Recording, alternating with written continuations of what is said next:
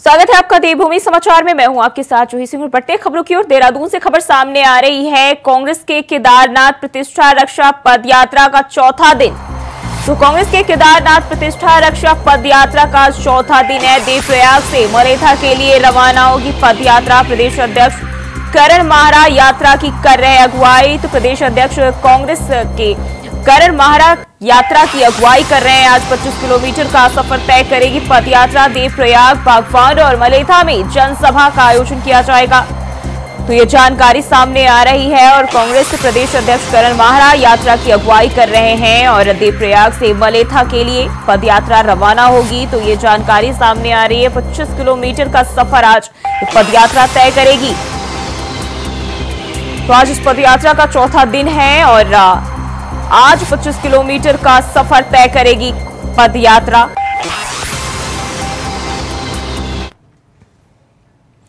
और बढ़ते आगे, उत्तराखंड में बारिश का कहर जारी है, जिसके चलते जगह जगह भूस्खलन की खबरें सुनाई दे रही है। और घनसाली के बूढ़ा केदार में भारी बारिश का कहर देखने को मिला। तोली में भारी बारिश से लैंडस्लाइड की चपेट में आकर दबने से मां बेटी की मौत हो गई। वहीं आपको बता दें कि भारी बारिश के चलते रेस्क्यू में भी दिक्कत आ रही है और एक शव जो है वो बरामद हो गया है। जिलाधिकारी लगातार आपदा की स्थिति पर नजर बनाए हुए हैं। अधिकारियों को दिशा निर्देश जारी कर रहे हैं।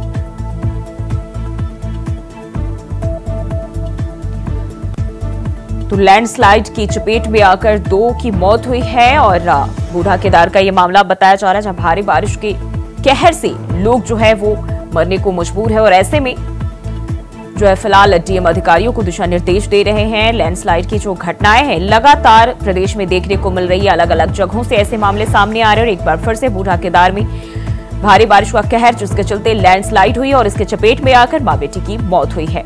और इस खबर पर ज्यादा जानकारी के साथ देहरादून से अभय कैंतुरा हमारे संवाददाता हमारे साथ जुड़ गए। अभय, भारी बारिश का कहर, इससे प्रदेश जो है जूझ रहा है और ऐसे में अलग अलग जगहों से लैंडस्लाइड की खबरें भी आती है और एक बार फिर से 2 लोगों की मौत की खबर जो है वो सामने आई। जी बिल्कुल, इस समय ये कह सकते हैं कि उत्तराखंड में जो बारिश यहाँ पर हो रही है उसका कहर जो है वो बरपाता हुआ नजर आ रहा है। सबसे बड़ी बात है कि इस भारी बारिश से जो नुकसान हो रहा है उससे जनजीवन अस्त व्यस्त होता हुआ नजर आ रहा है। उत्तराखंड के कई जगहों पर इसमें जान माल के नुकसान की खबरें यहाँ पर देखने को मिल रही है और जो हमारे टीवी चैनल स्क्रीन पर जो तस्वीरें चल रही है वो साफ तौर पर ये बता रही है कि जो टिहरी के बूढ़ा केदार क्षेत्र का जो मामला है उसमें इस समय कह सकते हैं कि सबसे ज्यादा चिंता वहाँ पर देखने को मिल रही है। भारी बारिश से वहां पर जान और माल दोनों का नुकसान हो चुका है। टिहरी के बूढ़ा केदार में पूरा एक मकान, ये कह सकते हैं कि नदी के बहाव के चलते पूरी जमींदोज यहाँ पर हो गया।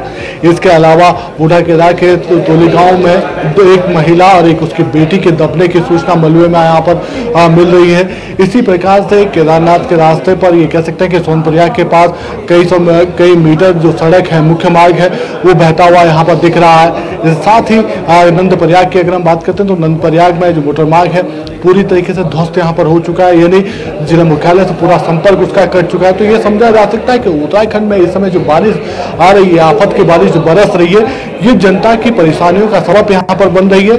लोगों का जो जनजीवन अस्त व्यस्त होता हुआ नजर आ रहा है। प्रशासन अपने स्तर पर कोशिश जरूर यहाँ पर कर रहा है कि जो आपदा बचाव की जो टीम है वो त्वरित स्थान पर पहुंच सके, लोगों की हर संभव यहाँ पर मदद यहाँ पर की जा सके। लेकिन जिस प्रकार से आसमान से लगातार बारिश बरस रही है और मौसम विभाग का जो पूर्वानुमान है, तो ये कह सकते हैं कि उत्तराखंड में अभी भी आने वाले कुछ दिन और इसी प्रकार से यहाँ पर रहने वाले हैं। लोगों को ज्यादा से ज्यादा सावधानी बरतने की आवश्यकता है। जी अभय, बताइए जा रहा है कि एक शव जो है वो बरामद किए गए हैं, लेकिन मौत की जो खबर है वो 2 लोगों की सामने आई। क्या दोनों के शव बरामद किए गए हैं और साथ ही साथ अभी रेस्क्यू को लेकर क्या जानकारी? जी बिल्कुल, अभी भी ये कह सकते हैं कि बूढ़ा केदार के तोली गांव में ये रेस्क्यू अभियान अभी भी वहां पर जारी है, क्योंकि जिस मां बेटी के दबने की सूचना यहां पर बताई जा रही थी उसमें महिला का शव अब तक बरामद यहां पर किया जा चुका है, लेकिन जो बेटी है उस बेटी का शव अभी बरामद नहीं हो पाया। साथ ही कुछ मवेशियों के दबे होने की सूचना भी यहाँ पर बताई जा रही है। तो ये समझा जा सकता है कि SDRF की टीमें वहां पर पहुंची है, आपदा प्रबंधन की टीमें वहां पर पहुंची है, स्थानीय जो प्रशासन है, जिला प्रशासन की टीमें वहां पर पहुंची हुई है। रेस्क्यू अभियान अभी तक जारी है और अभी कहीं भी ये कह सकते हैं कि उसमें कुछ और लोगों के या कुछ और बड़ी खबरें वहां पर निकल कर सामने आ सकती है, लेकिन जिस प्रकार से बारिश उस क्षेत्र में हो रही है तो ये कह सकते हैं कि जो राहत बचाव में जो टीमें जुटी हुई है उनके लिए परेशानी यहाँ पर बनती हुई नजर आ रही है। लेकिन ये कहा जा सकता है कि जिस तत्परता के साथ इस समय एसडीआरएफ की टीमें यहाँ पर इन आपदाग्रस्त क्षेत्रों में काम कर रही है तो काबिल तारीफ है, क्योंकि कई जगह यही एसडीआरएफ की टीमें लोगों के लिए देवदूत बनकर भी यहाँ पर उभरी है। तो प्रशासन की तरफ से कोशिश तो की जा रही है, लेकिन उत्तराखंड जैसे विषम भौगोलिक परिस्थितियों वाला राज्य है, जिस तरह के यहाँ के पहाड़ है वैसे ही पहाड़ जैसी जिंदगी यहाँ पर हर जो प्राकृतिक आपदाएं वो लोगों के लिए हमेशा मुसीबत का सबब यहाँ पर बनती हुई आई है। जी अभय बने रहिए हमारे साथ, अगली खबर पे भी आपका रुख करेंगे।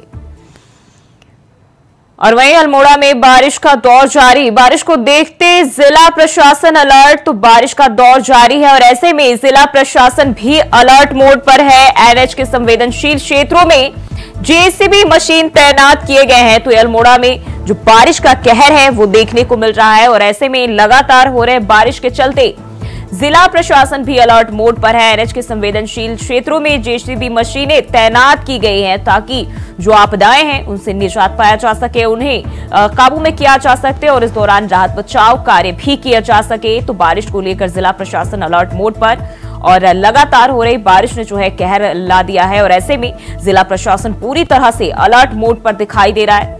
एनएच के संवेदनशील क्षेत्रों में जेसीबी मशीन की तैनाती कर दी गई ताकि समय रहते जो है इस पर काम किया जा सके। वहीं बारिश को लेकर एक और जानकारी सामने आ रही, उत्तराखंड में लगातार हो रही बारिश, 6 जनपदों में बारिश का अलर्ट जारी, तो 6 जनपदों में बारिश का अलर्ट जारी किया गया है। मौसम विभाग ने बारिश का अलर्ट जारी किया है, लोगों से सतर्कता बरतने की अपील भी की जा रही है। तो भारी बारिश को देखते हुए लोगों से सतर्क रहने की अपील किए जा रहे हैं, पहाड़ की यात्रा ना करने की अपील किए जा रहे हैं। तो ये जानकारी सामने आ रही, पहाड़ी क्षेत्रों में ना जाने की, पहाड़ की यात्रा ना करने की अपील की जा रही है। तो 6 जनपदों में बारिश का अलर्ट जारी किया गया है। मौसम विभाग ने अलर्ट जो है जारी किया है। लगातार हो रही बारिश को देखते हुए उत्तराखंड में लगातार बारिश का कहर देखा जा रहा है। अलग अलग क्षेत्रों में तरह तरह की आपदाएं भी इस दौरान जो है वो देखने को मिल रही है और ऐसे में भी एक बार फिर 6 जनपदों के लिए बारिश का अलर्ट जारी किया गया है।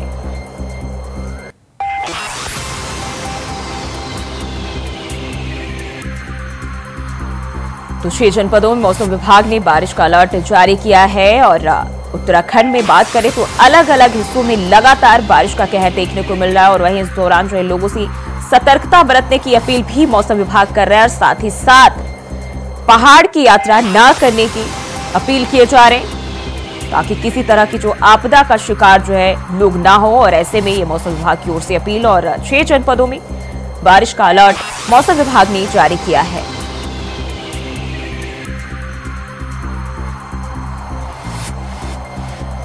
और इसी खबर पर ज्यादा जानकारी के साथ अंजना गोयल कोटद्वार से हमारे साथ जुड़ चुकी हैं। अंजना, जिस तरीके से हम बात करें उत्तराखंड में लगातार बारिश का जो कहर है वो ढा रहा है और लोगों के लिए आफत की बारिश बन चुकी है और अब एक बार फिर से अलर्ट मौसम विभाग की ओर से जारी किए गए।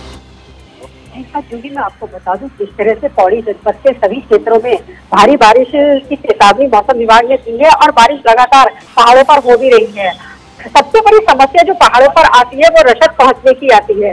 जब रास्ते बंद हो जाती है, भूस्खलन होते हैं, बोल्डर गिरते हैं, इस तरह की तस्वीरें रोज आए दिन पहाड़ों से देखने को मिल रही हैं। ऐसे में सबसे बड़ी समस्या जो सामने आती है वो ये आती है कि वहाँ पर रसद पहुँचाना सबसे बड़ी समस्या खड़ी हो जाती है। रास्ते बंद होने की वजह से उन लोगों को खाने पीने की सामग्री नहीं पहुँच पाती है, जिस कारण से उन लोगों को परेशानी का सामना करना पड़ता है। जी बिल्कुल अंजना, जिस तरीके से हम देखें एक बार फिर मौसम विभाग जो है 6 जिलों के लिए अलर्ट जारी किया गया है मौसम विभाग की ओर से। ऐसे में लोगों से क्या एहतियात बरतने की अपील की जा रही है, क्योंकि इस दौरान हम देखते हैं कि आपदा लगातार जैसे ही मानसून अपनी दस्तक देता है प्रदेश के अलग अलग क्षेत्रों से, अलग अलग इलाकों से तरह तरह की घटनाएं भी इस दौरान सामने आती रहती है। जिस तरह से वहाँ पर जगह जगह लैंडस्लाइड हो रही है, बोल्डर नीचे आ रहे हैं, भूस्खलन हो रहा है, ऐसे में जो वहाँ पर रहने वाले ग्रामीण हैं उनको सिर्फ यही चेतावनी दी जा रही है कि आप लोग अपने स्थान से छोड़ करके अन्य कहीं जगह चले जाएं। जिससे आपकी जान माल की रक्षा हो सके। लेकिन सबसे बड़ी समस्या उनके सामने यही आती है कि हम अपने घर छोड़कर जाएं तो कहाँ पर जाएं और किसी के यहाँ भी हम कितने दिन रुक सकते हैं। लेकिन प्रशासन इन सब चीजों पर अनदेखी करता है। बरसात से पहले अगर वो उनके रुकने की या कहीं भी विस्थापन की व्यवस्था पहले ही करवा दे तो हम उनके सामने शायद ये जान माल की जो स्थिति सामने उनके आती है, उनसे हानि हो सकती है, वो उससे बच सके। जी, जिस तरीके से अंजना हम देखें, कहीं ना कहीं पहाड़ी क्षेत्र में, मैदानी क्षेत्रों के लिए तो थोड़ी बहुत राहत होती है, लेकिन जो पहाड़ी क्षेत्र में रहते हैं उनके लिए कितने मुश्किल हो जाती है बारिश के दौरान, क्योंकि उनका जो रोजमर्रा है, उनकी जिंदगी, उसमें भी काफी मुश्किलें आती है इस दौरान, जिस तरीके से आपदाएं सामने आ रही होती है और वो सभी चीजें उनके पास मुहैया नहीं हो पाती है। जी हाँ, जिस तरह से अभी आपने बताया कि ऊपर जो पहाड़ों पर लैंडस्लाइड हो जाती है, भूस्खलन हो जाता है, तो ये बहुत बड़ी समस्या खड़ी हो जाती है। ऐसे में कई बार उन लोगों के सामने देखा गया है कि वे लोग जो वहाँ पर स्थानीय रहने वाले हैं बड़ी मुश्किल से अपना जीवन यापन करते हैं। कई बार उनको रसद जो है यहाँ से नहीं पहुँच पाती है, क्योंकि कई दिन तक रास्ते नहीं खुलते हैं, जिसकी वजह से उनके खाने पीने की सबसे बड़ी समस्या खड़ी जाती है। छोटे छोटे बच्चे उनके साथ में होती है जिनके परेशानी का सामना करना पड़ता है। वही प्रशासन इन चीजों को लेकर सतर्क नहीं होता है। साथ ही उसका कहना है कि हम सिर्फ निपटने के लिए वादे करते हैं, लेकिन वादे उनके दरअसल से न पहले कभी नजर आए हैं न आगे कभी नजर आते हैं। जी अंजना, जिस तरीके से अब 6 जिलों के लिए जो है जारी किए गए अलर्ट, और ऐसे में हम अगर बात करें, आम जनता को समस्या होती है रोड पर आवाजाही करने में या फिर अन्य किसी कार्य को करने में भी, तो ऐसे में प्रशासन की ओर से क्या कदम उठाए गए हैं उनकी सुविधा को लेकर? जिस तरह से अलर्ट जारी कर दिया गया है, ऐसे में अभी तक प्रशासन की तरफ से सिर्फ यही कहा गया है कि आप घर से बाहर तभी निकले जो बहुत ज्यादा जरूरी हो, क्योंकि जगह जगह रास्ते बंद हो जाने की वजह से जाम की स्थिति लग जाती है। और जहाँ पर जाम लगता है वहाँ पर कभी भी पहाड़ों से बोल्डर गिरने की स्थिति पैदा हो जाती है। कई बार ऐसे हादसे पौड़ी गढ़वाल में हो भी चुके हैं कि जाम लगा होता है और वहाँ पर बोल्डर गिर जाने से कई लोगों की जान भी जा चुकी है। लेकिन प्रशासन को चाहिए कि बरसात से पहले ही कुछ सटीक तरीके निकाले, उनमें कुछ काम ऐसे करे कि जिससे उन पर इस तरह की जो परेशानियां उनके सामने करना पड़ता है कि वो आवाजाही करने के लिए मजबूर हो जाते हैं, तो उसके लिए तो रास्ता प्रशासन को ही निकालना पड़ेगा। अंजना, हम देखें तो लगातार जिस तरीके से पहले से भी, मानसून के पहले से भी कार्य जो है सरकार की ओर से किए जाते हैं, तमाम तरह की मानसून के लेकर जो हिदायत है वो लोगों से दी जाती है, इसके साथ साथ प्रशासनिक तौर पर भी कदम उठाए जाते हैं, लेकिन जैसे ही मानसून आते हैं सब किया धरा फेल हो जाता है और लोगों को फिर से वही समस्याओं से जूझना पड़ता है। जिस तरह से बरसात से पहले प्रशासन कहता है कि हमने सभी तैयारियां पूरी कर ली हैं, लेकिन जहां एक बारिश होती है वहां पर उनके दावे सारे दिखाई दे जाते हैं कि उन्होंने कितनी तैयारियां की हैं। अगर प्रशासन पूरी तरह से इसमें अलर्ट रहे, मुस्तैदी से अपने कामों को अंजाम दे, तो शायद ऐसी स्थिति पैदा ना हो। लेकिन कहीं ना कहीं भी जल निकासी की समस्याएं होती है। पहाड़ों का हम देख रहे हैं कि जो पर्यटक आता है वह भी पहाड़ों पर आकर के कुछ इस तरह के कृत्य करता है कि क्योंकि वहाँ पर पहाड़ भी लैंडस्लाइड हो जाते हैं, कूड़ा करना, बहुत सारी चीजें पर्यावरण को इफेक्ट करती है। लेकिन शासन को इन चीजों को सटीकता से देखते हुए उनसे कुछ कार्रवाई करनी पड़ेगी जिससे सब चीजों को बचाया जा सके। जी, और हमारे साथ सुनील सोनकर भी हमारे संवाददाता मसूरी से हमारे साथ जुड़े।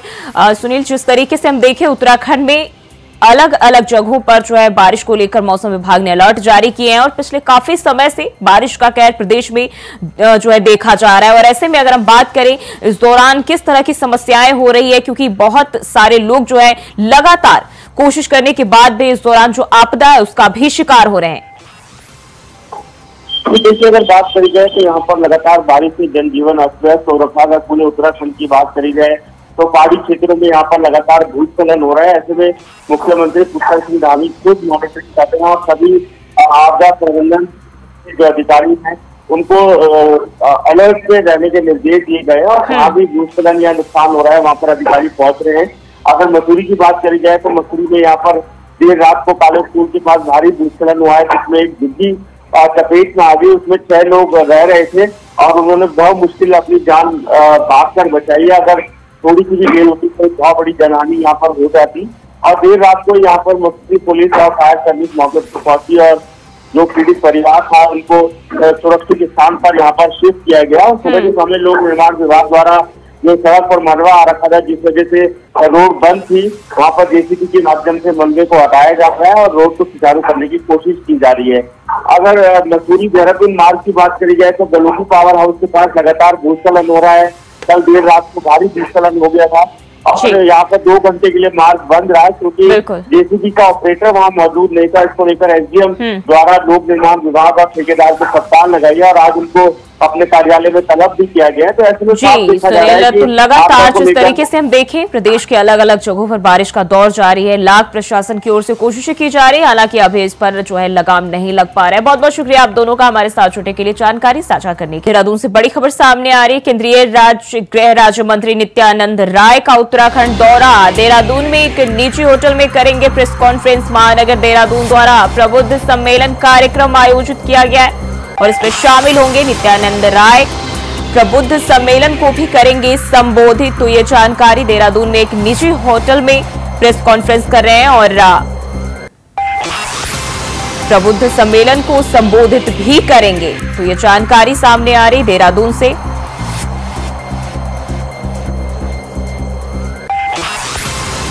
तो नित्यानंद राय प्रबुद्ध सम्मेलन को संबोधित कर रहे हैं और ये जानकारी देहरादून से सामने आ रही है।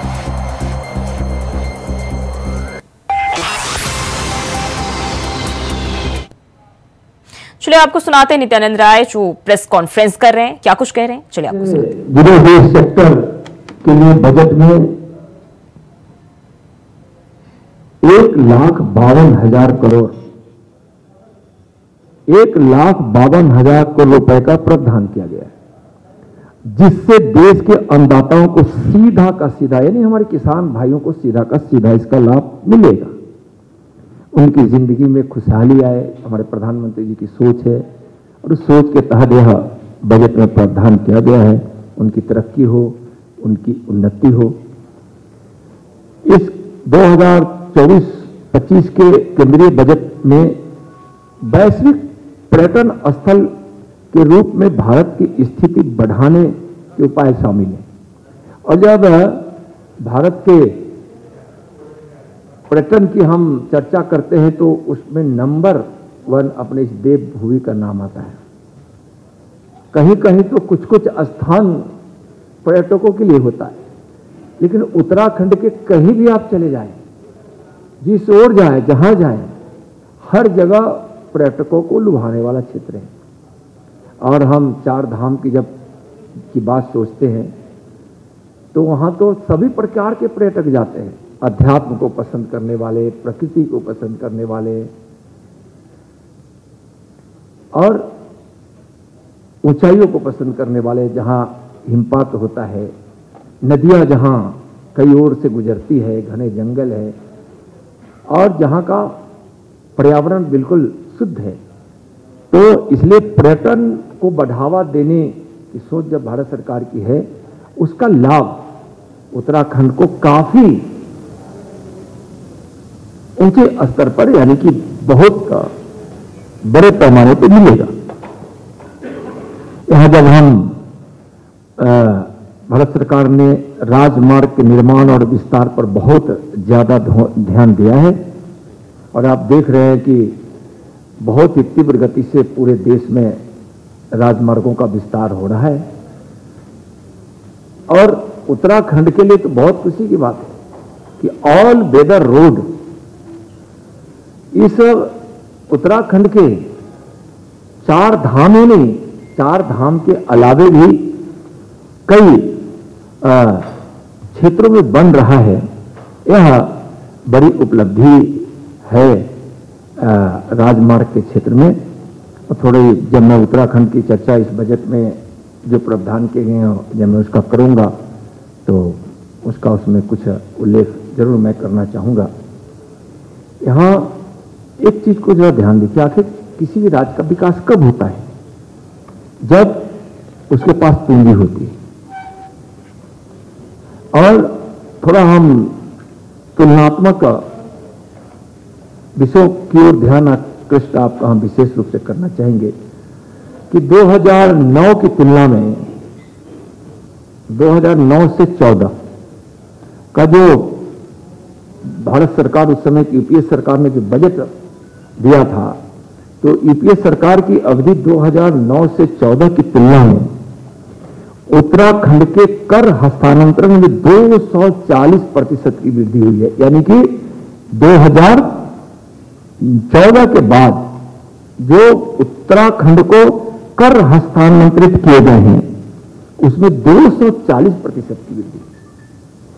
साथ साथ एक और देखिए, जब यूपीए की सरकार थी तो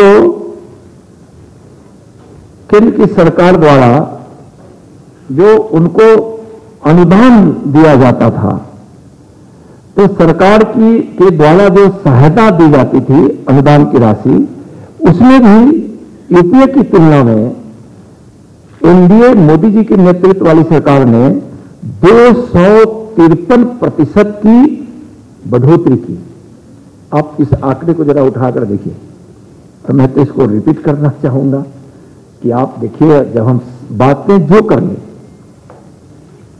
लेकिन जब तक हम विकास चाहते हैं किसी राज्य का, तो केंद्र को उसकी सहायता अनुदान की राशि में और कर हस्तांतरण की राशि में जब वृद्धि कर इतनी आर्थिक सहायता उत्तराखंड को मिला है मोदी जी की सरकार में, तो उत्तराखंड आज दावे के साथ, सिर्फ उत्तराखंड के लोग ही नहीं कर रहे हैं और सिर्फ उत्तराखंड की सरकार और एनडीए बीजेपी के लोग नहीं कर रहे हैं, पूरे देश के लोग कहते हैं कि यह जो व्यवस्था मोदी जी बनाए हैं कर हस्तांतरण का और राज्यों के अनुदान का, यह राज्यों को प्रगति देने में काफी सहायक हो रहा है।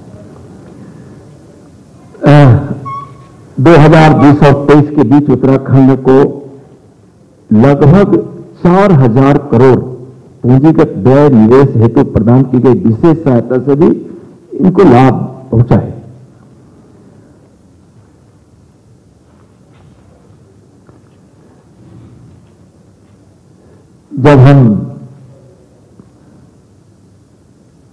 जब माननीय वित्त मंत्री जी बजट पेश कर रही थी, तो एमएसएमई के लिए क्रेडिट गारंटी योजना की घोषणा की गई और एमएसएमई को जो मशीनरी और उपकरण के खरीद के लिए बिना तृतीय पक्ष गारंटी योजना द्वारा समाधि ऋण जो देने की बात की गई है, वह भी युवाओं को। तो अब केंद्रीय गृह राज्य मंत्री नित्यानंद राय को सुन रहे थे और फिलहाल के लिए देवभूमि समाचार में बस इतना ही। खबरों के लिए बने रहिए इंडिया वॉइस के साथ।